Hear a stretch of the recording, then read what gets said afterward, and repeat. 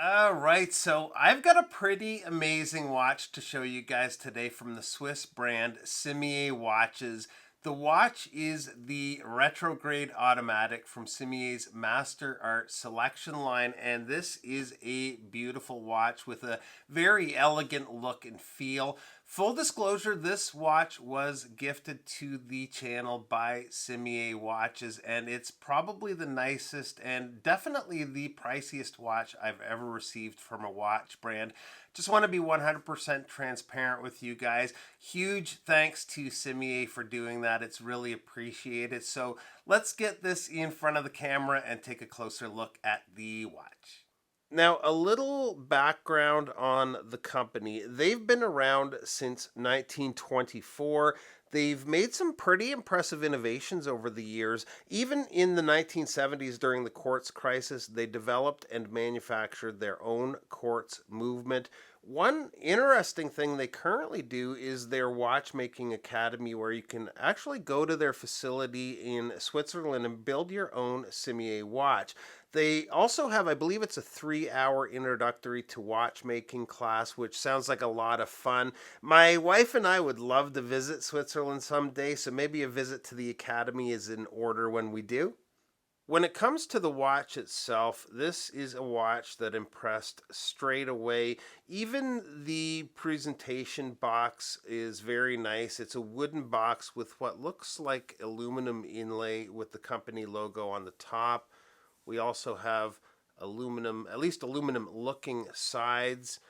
So the presentation is very nice. We also get an outer cardboard box with the instructions, warranty card, a wipe cloth, and even a handwritten note came with the watch. Now, I know this stuff all ends up just going into storage somewhere, but it does add to the initial experience. The one thing with this watch is there is a whole lot of little details happening here. The case is mostly polished, although there is some brushed finishing here and there. The tops of the lugs are brushed, breaking up the polish work. The case is a barrel-shaped case with some beautiful lines. One detail I thought looked great was the way the crown guards come out of the case. You can see there that the crown is also signed with the company logo.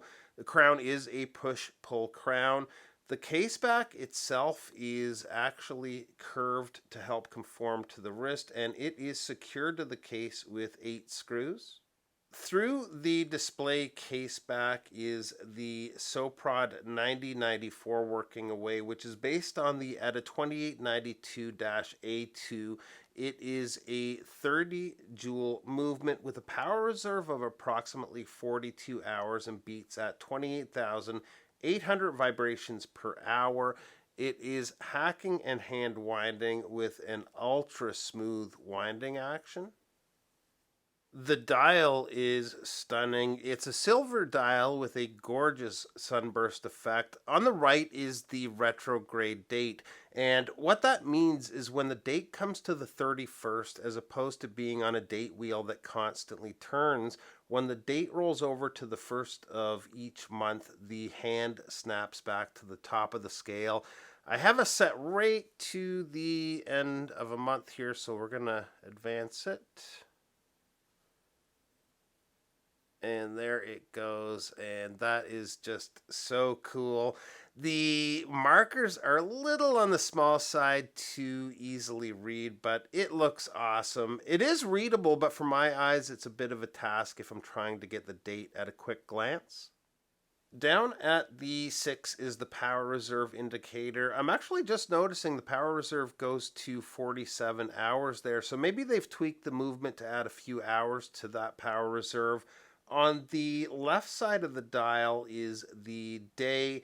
Individually, there's so many details, little points of interest throughout the dial. It's a lot of fun kind of looking at them, and as a whole, they combine to make a very nice, easy on the eyes dial. Couple of other things I'd like to point out when it comes to the dial. I first of all really like the raised markers around the perimeter of the dial, and then how the minute track sort of breaks things up. It gives the dial some separation. The hands are well finished. Sometimes you can lose the second hand with it being so thin, but the hour and minute hands are easy to read with how they always seem to catch the light. There is a bit of loom applied to the hands. It's actually pretty good loom, although maybe a loomed marker at the 12 would help to orient the watch in low light. Loom on this style of watch really isn't necessary to me, but the loom it does have is quite bright and long lasting. The strap is made with Louisiana crocodile and it pairs very well with the watch. It's padded leather and wore comfortably straight out of the box. The deployant clasp is solid milled steel, and like the rest of the watch, it looks elegant but feels robust. It's well built, and the design looks great, especially with the logo there. Size wise, the watch comes in at a case width of about 42.5 millimeters, including the crown guards. It's around 40.5 without. Lug to lug is 50.5 millimeters. The lug opening is 22 millimeters, and the thickness is 12.7 millimeters.